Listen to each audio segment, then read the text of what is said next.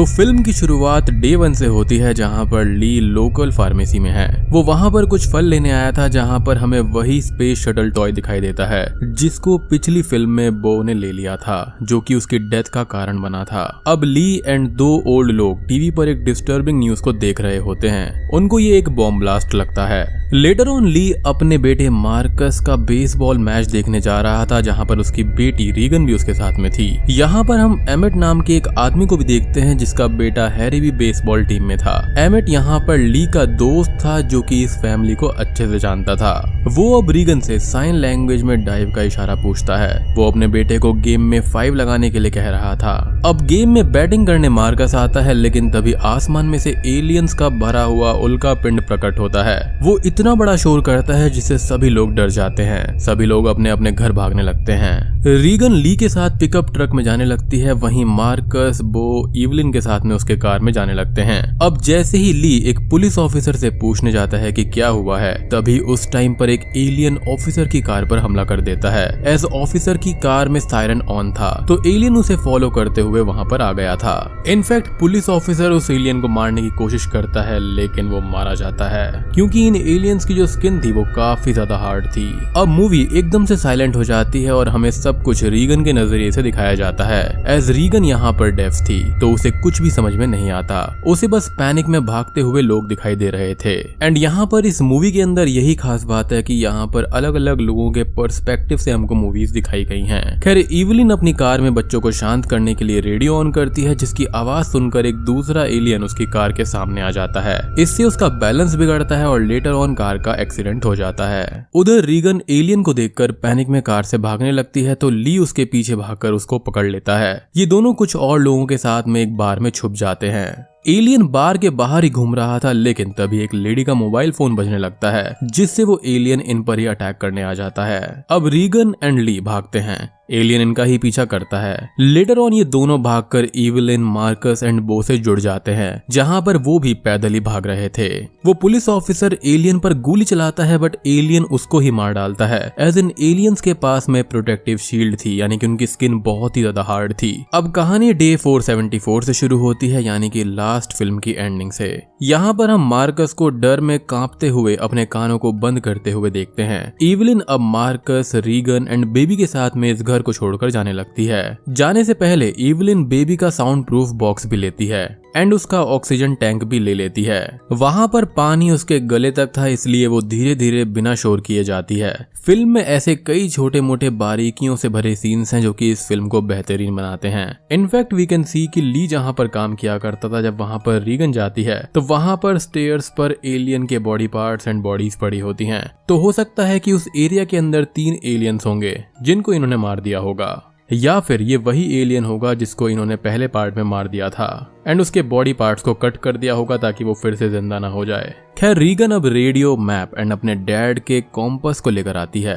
Regan को अब दूर जलती हुई आग की रोशनी दिखाई देती है, तो ये सभी लोग वहीं पर जाने लगते हैं क्योंकि इस जगह सरवाइव किए हुए लोग ऐसे ही आग जलाकर कम्युनिकेट कर रहे थे। अब हम तीनों को रेलवे लाइंस के आसपास वीरान पड़े हुए एक वर्कशॉप में आते हुए देखते हैं। यहाँ पर इवलिन का पैर एक ट्रैप लाइन से लग जाता है जो कि एम्प्टी बॉटल्स के एक गुच्छे से कनेक्टेड था, जो कि अब शोर करने लगता है। जैसे ही वो भागते हैं हम एक स्नाइपर को देखते हैं जो कि शोर को सुनकर आया था। इसी बीच मार्कस का पैर एक ट्रैप में फंस जाता है, जिससे उसे काफी दर्द होता है। वो चिल्लाने जाता है, बट इवलिन फौरन आकर उसका मुंह बंद कर देती है। जैसे ही वो ट्रैप को निकालती है, मार्कस फिर से जोर से चिल्लाता है, जिससे एलियन इनके ओर ही बढ़ने लगता है। एंड यहाँ पर ये बॉडी का नेचुरल बिहेवियर है, दर्द होने पर बच्चे चिल्लाते ही हैं, इनफैक्ट बड़े लोग भी। रीगन अपना रेडियो ऑन करके उसके माइक्रोफोन पर अपनी हियरिंग एड लगाती है। उसमें से आ रही तेज आवाज एलियन को तड़पाने लगती है, जैसा कि हमने लास्ट फिल्म के एंडिंग में देखा था। इवलिन इस एलियन को भी शॉटगन से मार डालती है और इस सब को वो स्नाइपर ऊपर से शॉक में देख रहा था।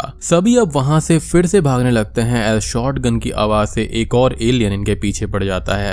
अब वो स्नाइपर इनके सामने आ जाता है और वो इवलिन को इशारा करके अपने पीछे आने के लिए बोलता है। इवलिन उसको पहचान जाती है, वो कोई और नहीं बल्कि एमेट था, उनका फैमिली फ्रेंड। उसका बेटा और मार्कस एक ही बेसबॉल टीम में थे, जैसे कि मैंने आपको बताया था। एमेट अब सबको लेकर अपने अंडरग्राउंड बंकर में आता है और वहां पर एक क्रायोजेनिक टैंकर था, जिसके अंदर ये सभी लोग एक एक कर छुप जाते हैं। एमेट उसको अंदर से लॉक कर कर देता है। और ये साउंड प्रूफ था, यानी कि इसके अंदर नॉर्मल वे में बात करने से भी आवाज बाहर नहीं जाती थी। इस टैंकर के अंदर ऑक्सीजन लिमिटेड थी, तो ये ज्यादा टाइम तक इसके अंदर नहीं रह सकते थे। अब कुछ ही देर के बाद में एलियन वहां से चला जाता है तो सभी बाहर आते हैं। इवलिन मार्कस के पैरों को धोकर उसका ट्रीटमेंट करती है, उस पर हेडफोन लगाकर उसे रेडियो में गाने सुनने के लिए बोलती है ताकि वो दर्द से थोड़ा डिस्ट्रैक्ट हो जाए। अब एमेट यहाँ पर एक दुख भरी खबर बताता है कि उसके बेटे मर गए हैं। वो अपनी वाइफ के साथ में यहाँ पर रहा करता था जो कि मर चुकी है, यानी कि जो मैंने प्रेडिक्ट करा था वो बिल्कुल सही था। एंड मोर शॉकिंगली कि वो बीमारी से मरी थी, ना कि इन एलियंस के जरिए। इन सब से एमेट पूरी तरह टूट चुका था एंड उसमें होप बिल्कुल भी नहीं बची थी। उसको सब कुछ पता था कि ली रोज आग जला रहा है, बट वहां तक जाने की उसकी हिम्मत ही नहीं थी। एमेट ये भी कहता है कि बाहर और भी लोग हैं, बट वो बचाने योग्य नहीं हैं। मार्कस को अब रेडियो में वही गाना सुनाई देता है, बियॉन्ड द सी, जिसे उसके डैड अक्सर सुना करते थे। सबको ये लगता है कि ये एक कोड वर्ड है एंड कोई तो इसको कहीं से बार बार टेलीकास्ट कर रहा है, बट एमेट इस चीज को खारिज करता है एंड ये कहता है कि ये कोई मैल फंक्शन होगा और ये एक ही गाना बार बार लूप में प्ले हो रहा होगा। सभी लोग खत्म हो गए हैं, कोई भी नहीं बचा है। एमेट निराशा, उदासी और असंतोषजनक हो गया था एंड उसको नई उम्मीद नहीं चाहिए थी। रीगन लेटर ऑन मार्कस को वो मैप दिखाती है जिसे ली ने बनाया था। वो कहती है कि ये सब रेडियो स्टेशन होंगे जिससे ये ब्रॉडकास्ट हो रहा होगा।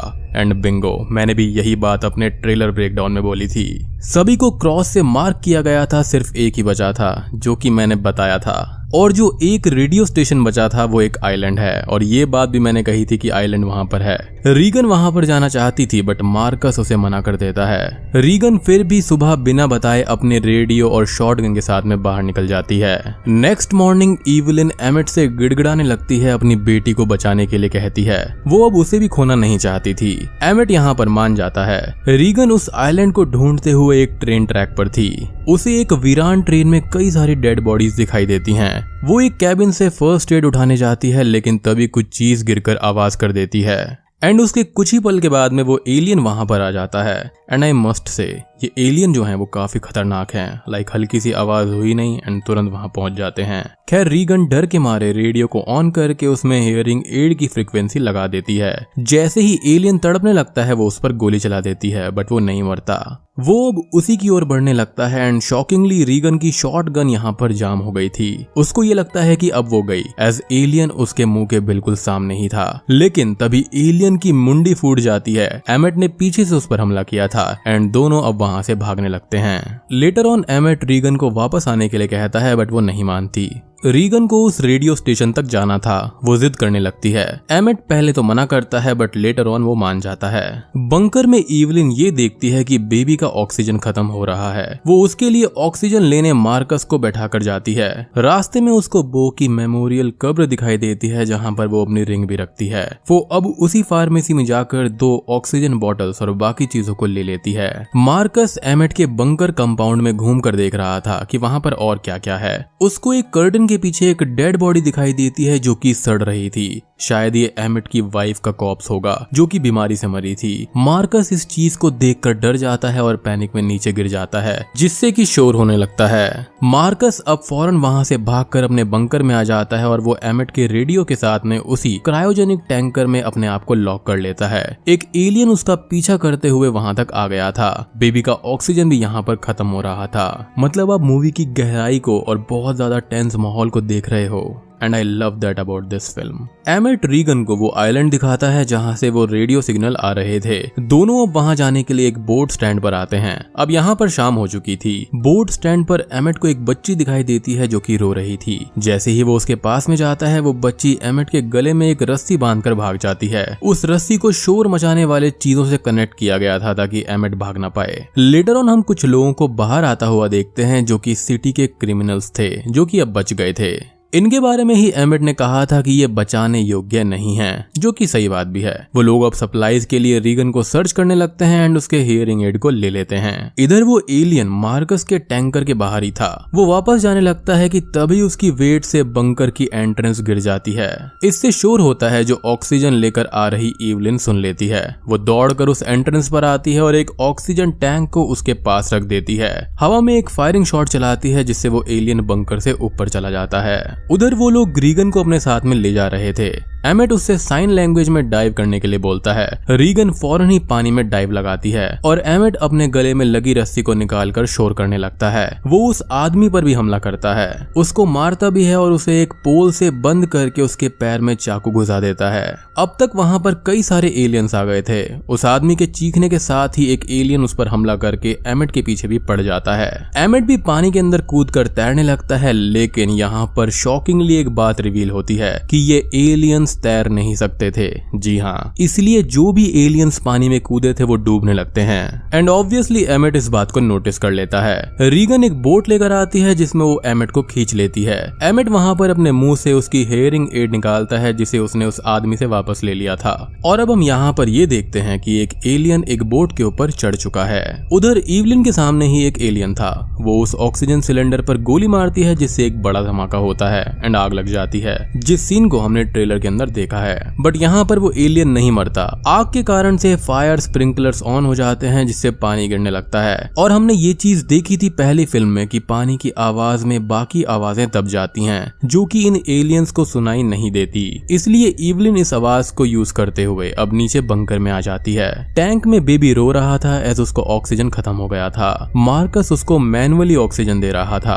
अब इवलिन ऑक्सीजन टैंक को लेकर आती है और बेबी को इससे ऑक्सीजन मिल जाती है, जो कि काफी ज्यादा रिलीफ वाली बात है।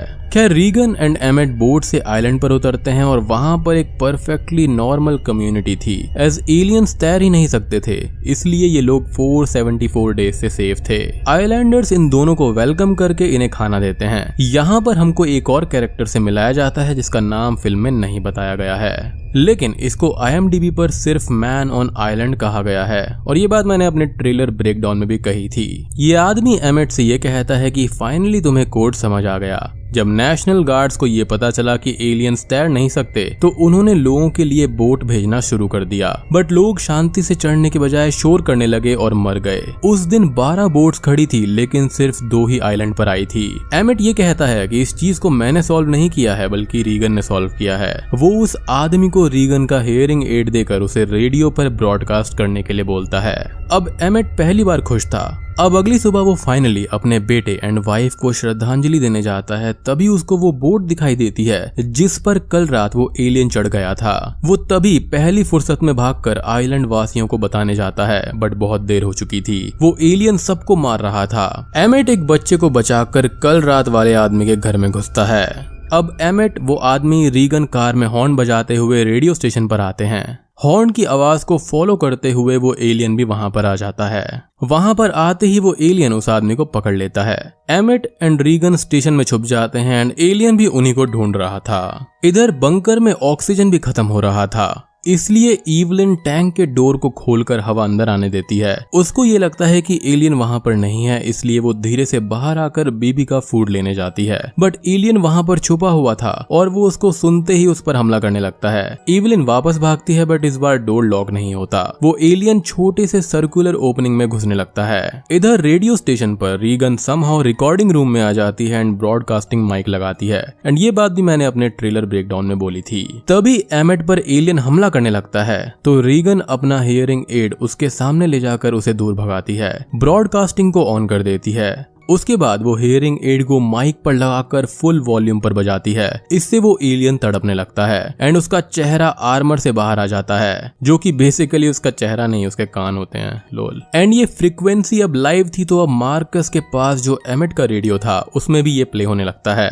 और वहां पर भी वो एलियन उस साउंड को सुनकर तड़पने लगता है। मार्कस अब उस रेडियो को उसके सामने ले जाकर उसे पीछे धकेल देता है। वो इवलिन की पिस्टल को लेकर उसके सर में गोली मार देता है, एज उसका आर्मर फ्रीक्वेंसी के कारण से ओपन हो चुका था एंड ही वॉज वल्नरेबल। दूसरी तरफ स्टेशन पर रीगन भी एक माइक स्टैंड से एलियन पर हमला करती है। वो उस पोल को उसकी मुंडी के आर पार कर उसको मार डालती है और बूम। इसी के साथ में ये फिल्म यहीं पर खत्म हो जाती है।